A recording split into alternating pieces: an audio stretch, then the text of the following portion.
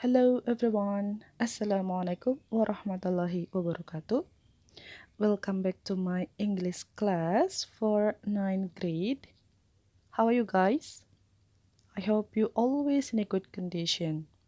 So, in this chance, we will discuss about narrative text in chapter 7. But before we begin, please pray before, okay? And please note this material in your book. Don't forget. And let's check it out to the material. Narrative text ialah jenis teks dalam bahasa Inggris yang fungsi atau tujuannya itu untuk menceritakan suatu cerita yang memiliki rangkaian atau kronologis yang saling terikat atau terhubung dari kejadian awal sampai dengan akhirnya. Dan tujuan inti dari teks ini adalah untuk menghibur para pembaca and untuk menginformasikan tentang suatu kisah atau cerita. Nah, kalau jenis-jenis naratif teks ini biasanya berbentuk imajiner ataupun bisa juga cerita yang faktual atau nyata. Misalnya teks naratif yang berbentuk berdasarkan imajinasi atau imajiner, misalkan fairy tale atau science fiction, fiction, atau misalkan fable, myth atau mitos, legenda atau folktale. Nah, sedangkan untuk yang bersifat atau berbentuk faktual atau yang berdasarkan kisah nyata, misalkan misteri. Nah, misteri ini bisa fiction, bisa juga dari pengalaman pribadi kita atau pengalaman seseorang. Lalu ada romance, bisa juga history atau berdasarkan sejarah. Lalu ada slice of life tentang kehidupan kita sehari-hari. Lalu misalkan ada adventure dari pengalaman kita, misalkan nih ya, kita pernah liburan ke suatu tempat. Nah, dari liburan tersebut pasti ada kisah atau cerita di baliknya. Nah, itu bisa kita jadikan sebagai teks naratif. Ada 4 struktur dalam teks naratif, yaitu orientation, complication, resolution, dan reorientation. Yang pertama adalah orientation. Nah, biasa disebut dengan pendahuluan atau pengenalan. Nah, orientation ini biasanya ada di paragraf awal yang mengenalkan tentang siapa tokohnya atau kapan kejadiannya dan di mana cerita itu terjadi. Yang kedua adalah complication. Nah, complication ini menceritakan awal permasalahan dari cerita yang kita buat atau dari cerita orang lain, misalkan dari cerita-cerita yang sudah ada yang menyebabkan puncak suatu masalah atau biasa kita sebut dengan klimaks. Nah, bagian ini biasanya melibatkan tokoh atau karakter utama dari cerita tersebut. Struktur yang ketiga yaitu resolution, yaitu bagian akhir dari cerita berupa solusi dari masalah yang sudah terjadi. Nah, masalah ini bisa diselesaikan, bisa lebih baik atau bahkan menjadikan situasinya lebih buruk yang akan menentukan akhir dari cerita itu happy ending atau sad ending. Nah, resolusi atau resolution ini terkadang berupa masalah lain yang dipecahkan. Hal ini disengaja dibuat oleh si penulis untuk menambah atau mempertahankan minat dari si pembaca. Biasanya ada pada genre misteri atau horor. Struktur yang keempat yaitu reorientation, bagian penutup dari cerita yang bersifat optional. Maksudnya adalah reorientation ini bisa ada, bisa juga tidak ada. Nah, reorientation ini biasanya berisi tentang pelajaran moral yang ada dari cerita tersebut, atau misalkan saran dari si penulis atau pengajaran dari penulis.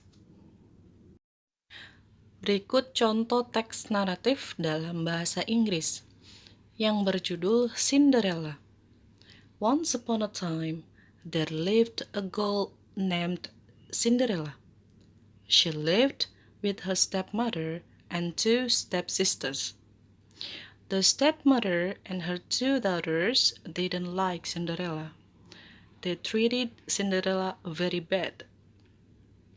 Cinderella usually did the hardest works in the house, such as scrubbing the floor, cleaning the pot and pan, and preparing the food for the family, and so on. One day, a ball was to be held by the royal family of the kingdom to find the prince's spouse. Cinderella wanted to go to the ball, but her stepmother asked her to stay at home and do the housework. Cinderella cried. Then there was a fairy godmother standing beside her. "Why are you crying, Cinderella?" the fairy godmother asked. "Because I want to go to the ball, but my stepmother insists me to stay at home. Besides, I don't have any beautiful dress," said Cinderella. Then the fairy turned Cinderella's ugly dress became the most beautiful dress and with beautiful slippers. The fairy also turned a pumpkin into a parking coach, and the mice became 6 white horses. Cinderella finally could go to the ball, but she had to come back before midnight before the spell ended. At the ball, Cinderella amazed everybody there, including the prince. The prince asked her to dance. Cinderella had a wonderful time at the ball, but all of a sudden, she heard the sound of a clock, the first stroke of midnight. Remembered what the fairy had said. Cinderella ran back to go home, but she lost one of her slippers in ballroom. The prince picked up her slipper and would search for the girl whose foot fitted with the slipper. A few days later, the prince proclaimed that he would marry the girl whose feet fitted the slipper. Her stepsisters tried on the slipper, but it was too small for them, no matter how hard they squeezed their toes into it. In the end, the king's soldier let Cinderella try on the slipper. She stuck out her foot and the page slipped the slipper. It fitted perfectly. Finally, she was driven to a place. The prince was overjoyed to see her again. They were married and lived happily ever after. Teks naratif memiliki ciri-ciri sebagai berikut, yang berdasarkan juga dari cerita yang Miss bacakan tadi.